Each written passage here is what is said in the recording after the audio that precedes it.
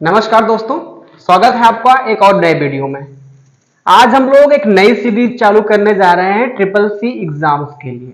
तो देखिए, जो ट्रिपल सी का एग्जाम होता है वो हर मंथ एग्जाम होता है और इनकी जो डेटाबेस पे जो क्वेश्चंस होते हैं लगभग 2000 से ज्यादा के इनके पास क्वेश्चंस हैं और कौन से क्वेश्चंस आएंगे कौन से नहीं आएंगे ये कोई भी डिफाइन नहीं कर सकता है। तो आज हम लोग एक नई सीरीज चालू करने जा रहे हैं ट्रिपल सी की मास्टर क्लास, जिसमें वो बच्चे भी पार्टिसिपेट कर सकते हैं जो कहीं पर कोई भी कोचिंग में एनरोल नहीं है, जो जल्दी से एग्जाम पास करना चाहते हैं, जिनका एग्जाम नजदीक आ गया है, वो कम समय में अच्छी तैयारी करना चाहते हैं। तो कुछ क्वेश्चन जो कंटिन्यू क्वेश्चन पूछे गए हैं ट्रिपल सी में, उस पर हम लोग डिस्कस करेंगे कि कौन कौन से क्वेश्चंस हैं और कुछ क्वेश्चंस आप एडिशनली भी ले सकते हैं। तो संभवतः कोशिश होगी कि आपको नए नए क्वेश्चन से पर डे इंट्रोड्यूस कराया जाए। तो चलिए शुरू करते हैं। आज हमारा पहला क्वेश्चन कि ट्रिपल सी में क्वेश्चंस कैसे आते हैं। तो ऑप्शनल क्वेश्चंस होते हैं, कोई माइनस मार्किंग नहीं होती है। हाँ, एग्जाम्स में आपको 50% नंबर लाना कंपलसरी है कि 50% नंबर आप लेके आएंगे और 50% नंबर होंगे तभी पास होंगे, नहीं तो नहीं पास होंगे।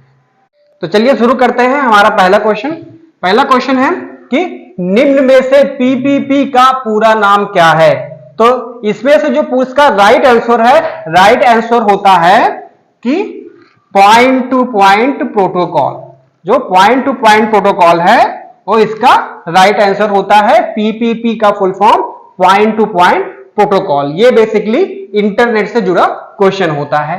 तो नेक्स्ट क्वेश्चन हम लोग देखते हैं कि जो नेक्स्ट क्वेश्चन है वो है डिनायल ऑफ सर्विस अटैक का उद्देश्य क्या होता है। डिनायल ऑफ सर्विस इसका शॉर्ट फॉर्म होता है डॉस अटैक।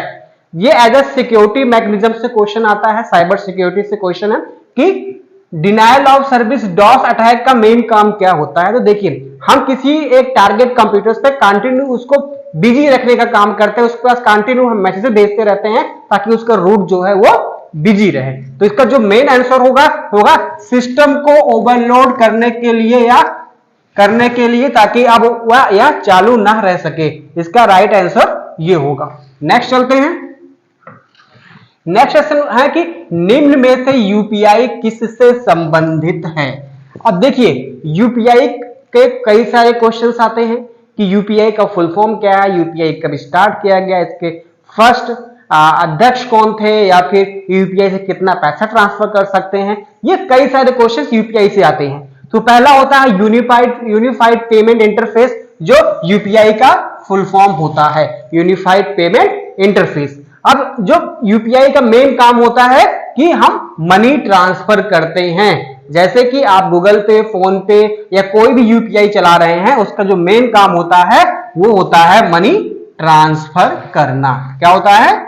मनी ट्रांसफर करना। अब नेक्स्ट क्वेश्चन है कि ईमेल पता में ... का चिन्ह यूज करने के नाम को आईएसपी से अलग करना है। अब आईएसपी जो है, आईएसपी कब होता है? Internet service provider. अब देखिए, जो यूजर नेम, अब क्वेश्चन आता है कि ईमेल के कितने भाग होते हैं। ये क्वेश्चन ट्रिपल सी में कई बार पूछा गया है कि ईमेल के कितने भाग होते हैं। तो यूजर नेम और डोमेन नेम, इसके दो पार्ट होते हैं। तो यूजर नेम और डोमेन नेम को अलग करने के लिए हम किसका यूज करते हैं? @ का। तो इसका जो करेक्ट आंसर होगा वो होगा डी।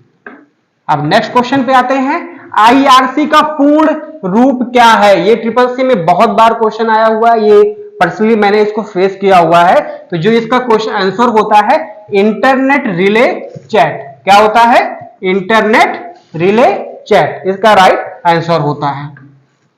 चलते हैं नेक्स्ट पे। निम्न में से किस बैंक ने भारत में पहली बार क्रेडिट कार्ड पेश किया? तो क्रेडिट कार्ड, डेबिट कार्ड दोनों देखने में सेम होता है, दोनों के पास 12 डिजिट के अंक होते हैं। तो जो इसको फर्स्ट टाइम इंट्रोड्यूस किया था वो किया था सेंट्रल बैंक ऑफ इंडिया ने। किसने किया था? सेंट्रल बैंक ऑफ इंडिया ने किया था। अब जो नेक्स्ट होता है, नेक्स्ट क्वेश्चन देखते हैं। नेक्स्ट क्वेश्चन में मैक एड्रेस कितने बिट का होता है? तो हम लोगों ने मैक एड्रेस से पहले डिस्कस किया है, इसके बारे में हम लोग एक लॉन्ग वीडियो भी बनाएंगे। जो मैक एड्रेस जो इसका राइट आंसर होता है वो 48 बिट का होता है। मैक एड्रेस का फुल फॉर्म होता है मीडिया एक्सेस कंट्रोल। जो हर एक कनेक्टिंग डिवाइस या फिर हर एक कंप्यूटिंग डिवाइस जो एक दूसरे से कनेक्ट होते हैं उसमें मैक एड्रेस यूज होता है। अब मैक एड्रेस यूनिक होता है, 48 बिट का होता है, 12 कैरेक्टर होते हैं। हाफ सिक्स और हाफ सिक्स दो अलग अलग पार्ट होते हैं। इसके बारे में हम लोग अलग से डिस्कस कर लेंगे। अब आते हैं लाइट पेन निम्न में से किससे संबंधित है। तो जो लाइट पेन होता है वो ऑप्टिकल इनपुट डिवाइस से संबंधित है।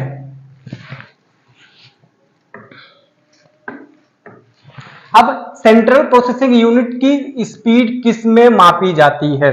तो देखिए जो एक क्वेश्चन कई बार वैसे पूछा गया है कि जो सीपीयू होता है, सीपीयू की जो स्पीड होती है वो बेसिकली हर्ट्ज या गीगा हर्ट्ज में मापी जाती है।